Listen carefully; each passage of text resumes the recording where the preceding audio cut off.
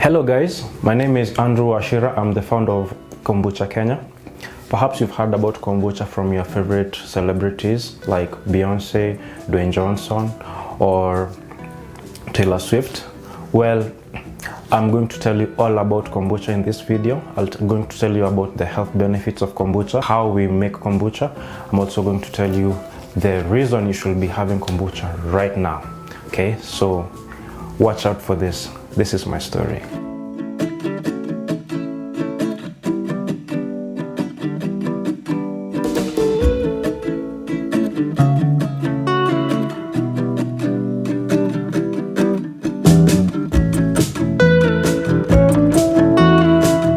Before I started kombucha, I was a student.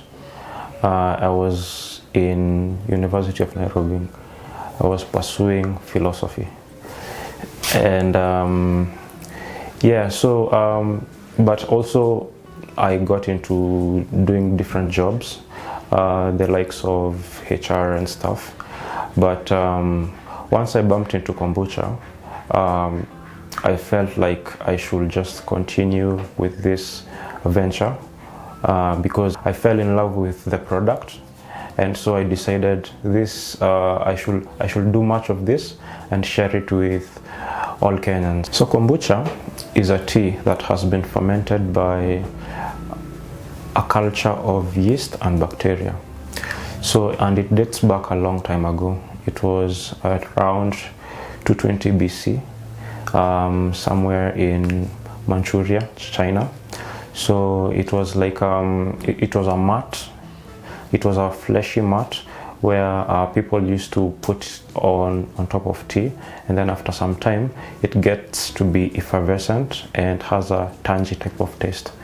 And that's where it came from, China, and then it started traveling the world. It went to Russia and then Japan. So in Japan is where it got its name. So the story was, it was in 414 AD. There was an empire called Inkyo. He had a stomachache, and he had tried stuff and couldn't work for him. So there was a Korean physician who had dealt with kombucha before. So he went to Japan to treat the empire Inkyo. So miraculously, or as expected, kombucha helped the empire relieve the stomach problems that he had. So in Japan, the tea is called cha, and the physician was called kombu. So they pieced those two words together to make kombucha. So it was kombu's tea that made Inkyo's healthy. So that's where it came from, and then it started getting popular over the 90s within the Europe and then also Africa. I'm sure some Kenyans can relate of the tale back in the 90s or 80s. And also now it is really popular nowadays, especially in the West, America, Brazil, and everywhere right now. There was a lot of myth that was going around back in the day, and that was because at that time we didn't have the knowledge. Okay, when you don't have knowledge on anything, you start speculating and coming up with stuff. And unfortunately, as Africans, that was the story. The closest shortcut to an explanation was, this is devil worship. And also at the same time, there were no resources like Google or somewhere where you can get first-hand information about what you're searching for. So of course it was a wonder for many. Why was it growing? And these are all just bacteria properties, characteristics. So it grows. So what makes kombucha is, as I mentioned before, a SCOBY. So SCOBY stands for symbiotic culture of bacteria and yeast. So the yeast and the bacteria live together in a symbiotic relationship. So, and they ferment whatever that's below them. So if you put it on top of a liquid, they will actually digest the liquid that's below, as long as there are the properties necessary to make the fermentation possible. So once you consume kombucha, because now normally what you need to be below the SCOBY is tea. So once you consume the tea that has been digested by the SCOBY into kombucha, it has a lot of health benefits. One, many people don't know this, but the SCOBY gives to the tea some entities. Now these are called probiotics, good bacteria. So these good bacteria, during the fermentation process, they are released into the tea, and the fermentation happens.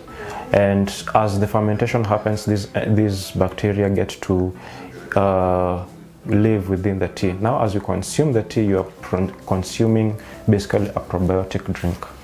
Now, there are so many manufacturers of probiotics out there, and we are getting down not only to the health benefits of what this good bacteria gives us, but also the tea that has been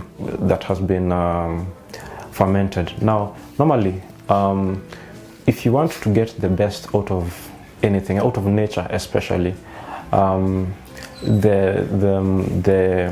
core nutrients, the core benefits, you either boil them or you can ferment them. Okay, so during fermentation, when you're fermenting tea, there's a lot of polyphenols that get into the tea, which are helpful for a variety of things. So one, it helps you with digestion. Two, it helps people with blood pressure and blood sugar. There's also people who have ulcer, helps them so big time.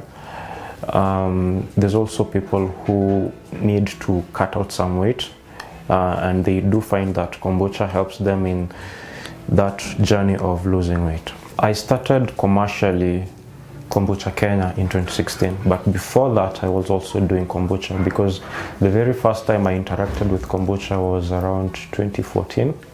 So I had been doing this at home with my mom. I was living with my mom, and at that time it was I got to fill out her kitchen with all of buckets of kombucha, and it was turning to become a pain for her, and she could say, you should now take your kombucha and maybe start this business. You're already thinking about it already, so you should just take that step of faith.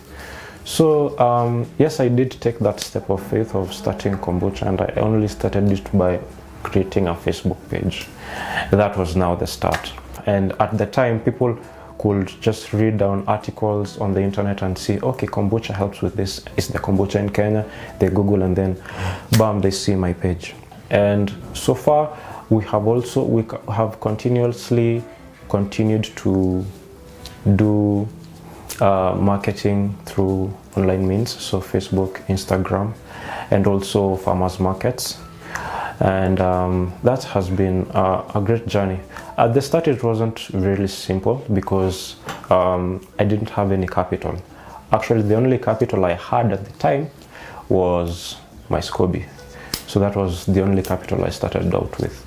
And it was a funny story because trying to sell to somebody, they've never seen this product before. They are speculating, they are curious, and they are also suspicious. Are you who you say you are? What are you, the drink that you're selling it to me? Do you really think that it's going to give me the health benefits that I read earlier on an article? So we had all those groundbreaking challenges, but so far I can say I've seen the hand of God. Many people are getting to love what I do, and I want to call this a calling, because back when I was a little boy, I used to get really interested in some particular fruits like lugwats, like tamarind, like, you know, some tangy tangy flavor fruits. And when I first got into knowing what kombucha is, it was like two magnets hitting together. So I really loved it. So this continuous process of making kombucha, I not only make kombucha here at this premises, but I also make it at home. That shows you just the love I have for this product. My love for tangy fruits, for tangy tasting, or fruits that have a flavor where you feel a tange or some sourness to it, made me think of making different types of flavors for kombucha, just blending them in and see what creates what's the end product after smashing these two together. So I have made a long list of flavors which were really hard to make. Actually, you know, when you start experimenting with flavors, some turn out right, some don't. And so I have like 15 flavors. So there's original kombucha, green tea kombucha, hibiscus ginger kombucha, there is ginger turmeric, there is lavender, there is guava, there is rosemary mint, there is moringa. I've also found out that with all these varieties of kombucha, they have different properties to the end user. So I find like if there's someone who really has stomach issues, I could straight out recommend lavender kombucha or guava kombucha. If there's someone who is having a cold or such a problem, I could heavily recommend moringa or ginger turmeric. So there are particular health benefits for each and every kombucha, and all through the way I've gotten to see that people love the sweet stuff, especially guava. So for a newbie, I'm really open to tell him or her, okay, you should start with maybe this. If you're looking to solve a particular problem, or you're just trying to get into a healthy lifestyle, this is what you should do. The way kombucha used to be made back in the 90s, or traditionally, is not the way we make it in this day, because back in the 90s it was really freestyle, but today there's a lot of stringent safety measures that are put in place so that to make sure that kombucha is safe to drink, does not bring some recalls from the market. So we have been working together with KEBS on this, especially in the formation of a standard that we are hoping that it's going to come out. And with all these varieties of kombucha that we are making, we are even narrowing down to the specifics, like the ingredients. How do this ingredient conflict with the other? So we are really hands down on the science and making sure that everything that the consumer gets from Kombucha Kenya is going to do them all good. So this is how you make kombucha from home. You'll need a couple of things. One, you'll need sugar. Second, you'll need tea. So we have it in tea bags here for this setup. And also we need a starter liquid, which is just kombucha made from a previous batch. We also need a container where the kombucha will be brewing, and we also need water and the scoby itself. We will just put hot water into this and then mix it up with sugar, and then mix it up with the tea bags. So what I want to do next is put clean water into this jar. So after that's done, and the tea is almost ready, we just need to add the sugar here. So we'll just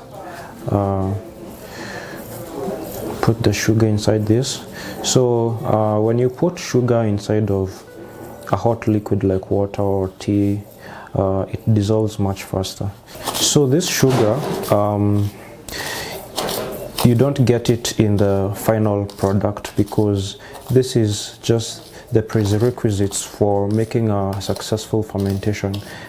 there needs to be food for the bacteria, so they will be consuming the tea as well as the sugar. So we're just going to give it a nice stir. So there's no element of kombucha put into this jar as yet. You can see the dark color of the tea. Now we are just about to inoculate this with the previous batch of kombucha made from black tea. As you can see, the color has lightened up. It's not as dark as it was before. Last but not least, we now put our SCOBY here. So this fleshy material, which is called SCOBY, symbiotic culture of bacteria and yeast. So they form a couple of layers as long as there is a successful batch put in store. So that is how kombucha is made. So we'll just wrap this up and we will just let it sit for a couple of days, like 7 days, and then it will be ready for harvesting. Going forward, I see Kombucha Kenya becoming the go-to for clients who are looking for that healthy satisfaction. Away from the artificial sweeteners, away from the artificial flavorings, preservatives, because kombucha has a lot to give to you as the end consumer. So that was my story as a kombucha entrepreneur. In this video, you've learned about kombucha, where it came from, and also the numerous health benefits that kombucha has to offer. So I'm just curious, what are you doing in your agribusiness venture? Share your story.